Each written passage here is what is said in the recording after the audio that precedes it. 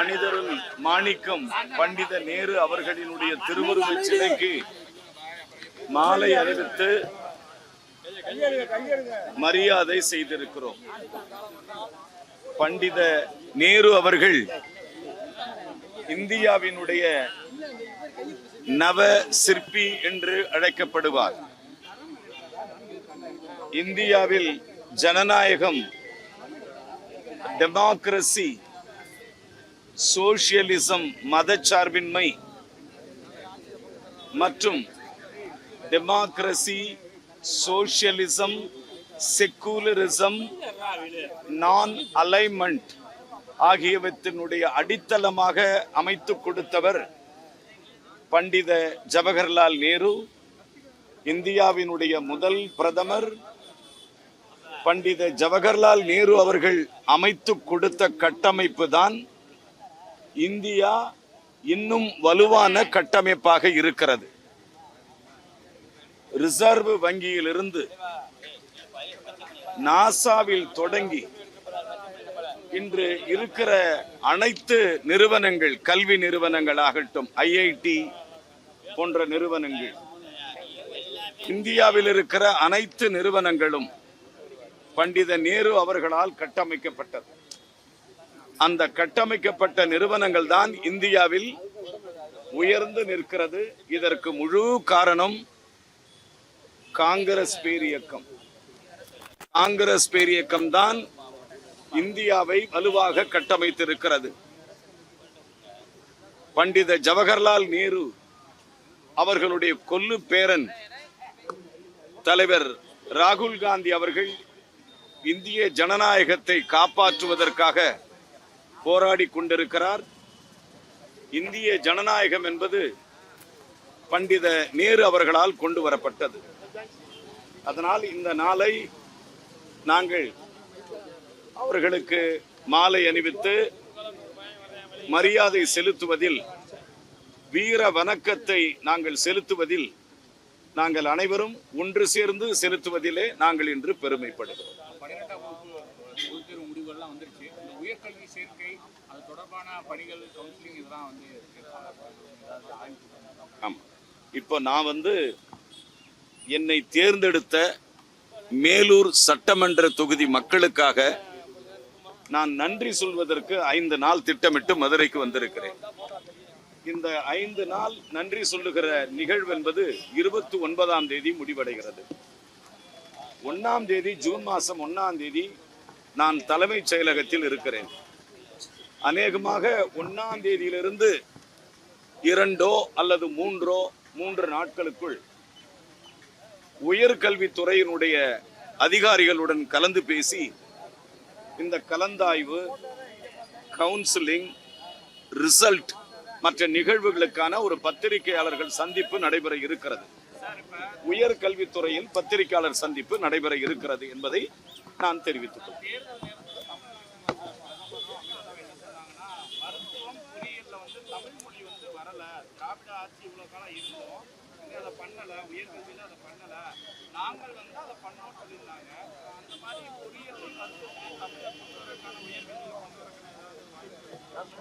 This is a technical reasons. இது ஒரு technical reasons. இது சம்பந்தமா உயர்கல்வித்துறை அதிகாரிகளோடு நான் கலந்து பேச இருக்கிறேன். மாண்புமிகு முதலமைச்சர் அவர்களினுடைய வழிகாட்டுதலின்படி நாங்கள் செயல்பட இருக்கிறோம். மாண்புமிகு முதலமைச்சர் அவர்கள் முடிவுக்கு காத்திருக்கிறோம். கண்டிப்பாக இது சம்பந்தமான கேள்விக்கு நான் உயர்கல்வித்துறை அமைச்சகத்தில் இருக்கிற அதிகாரிகளுடன் கலந்து பேசி விரைவில் உங்களை நான் சந்திக்கிறேன். கடந்த ஆட்சி காலத்துல முதலமைச்சரே வேந்தரா இருக்கணும் கல்லூரிகளுக்கு அப்படின்ற மாதிரியான பேச்சுக்கள்லாம் அதிகமா இருந்தது. அந்த நிலைப்பாட்டுல புதிய அரசு இருக்கா? ஏன்னா ஆளுநர் தான் வேந்தரா இருக்காரு எல்லா கல்லூரிகளுக்கும். அந்த நிலைப்பாட்டுல எதுவும் இல்ல, இப்ப புதிய அரசு, எங்கள் அரசு பொறுப்பேற்ற பிறகு கொள்கை முடிவுகளை மாண்புமிகு முதலமைச்சர் அவர்கள் எடுப்பார்கள். கடந்த அரசினுடைய முறைகளை நாங்கள் பின்பற்ற வேண்டிய கட்டாயம் எங்களுக்கு கிடையாது. எங்கள் அரசு, புதிய அரசு அமைந்த பிறகு மாண்புமிகு முதலமைச்சர் திரு சி. ஜோசப் விஜய் அவர்கள் கண்டிப்பாக அமைச்சர்கள், அரசு உயர் அதிகாரிகள், உயர்கல்வி அமைச்சகத்தினுடைய வழிகாட்டுதலை நெறிமுறைப்படுத்துவார். மாண்புமிகு முதலமைச்சர் அவர்களின் வழிகாட்டுதலின்படி விரைவில் அறிவிப்புகள் உங்களுக்கு வெளியிடும். கூட்டணி கட்சியினர்கள் வந்து பல இடங்கள்ல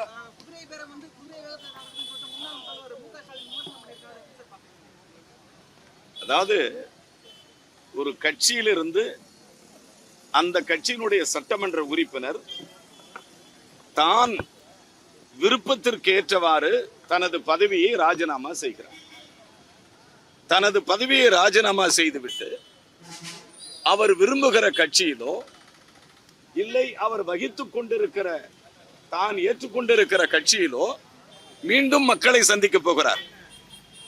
அவர் ஒன்னும் எம்எல்சியா வரப்போறதில்ல, அவர் ஒன்னும் ராஜ்யசபாவில் வரப்போறதில்ல. மீண்டும் மக்களிடம் போகிறார். மீண்டும் மக்கள் அவர்களை தேர்ந்தெடுத்து மீண்டும் வருவதற்கான அறிகுறிகள் ஜனநாயகத்தில் உள்ளது. ஒரு சட்டமன்ற உறுப்பினர் தன்னுடைய பதவியை ராஜினாமா செய்துவிட்டு மீண்டும் மக்களை சந்திக்கிறார். மக்களை சந்தித்து மீண்டும் சட்டமன்றத்திற்கு அவர் விரும்புகிறார். இது ஜனநாயகத்தினுடைய விரோதமாகவோ என்னை பொறுத்தளவில் இதை குதிரை பேரமாகவோ நான் கருதவில்லை.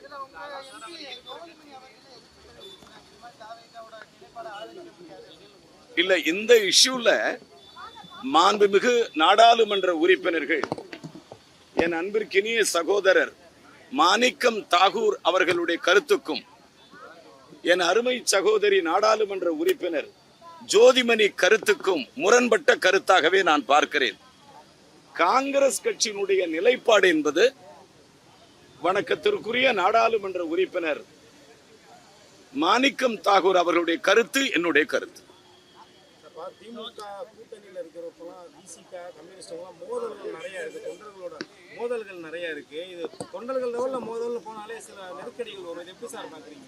சார், காங்கிரஸ் கட்சி விரும்புறது சண்டையே இருக்கக்கூடாது, மோதல்கள் இருக்கக்கூடாது. ஜனநாயகத்தில் மரபுகளை கடைபிடிக்க வேண்டும் சார். மாண்புமிகு நாடாளுமன்ற உறுப்பினரும் விடுதலை சிறுத்தை இயக்கத்தினுடைய தலைவருமான என் அன்பிற்குரிய சகோதரர் திருமாவளவன் அவர்கள் மிக தெளிவாக சொல்லியிருக்கிறார்கள். மோதல் போக்கு கடைபிடிக்க கூடாது என்று சொல்லியிருக்கிறார். எங்களுடைய காங்கிரஸ் பேரியக்கத்தினுடைய கருத்து அதுதான். மோதல் என்பது அவசியமற்றது, அனாவசியமானது. நாம் மக்கள் பணி ஆற்ற வந்திருக்கிறோம். மக்கள் கருத்தை தான் பிரதிபலிக்க வேண்டுமே தவிர மாறாக வன்முறை போக்கோ இதுக்கெல்லாம் இடமளிக்க கூடாது என்பது என்னுடைய கருத்து.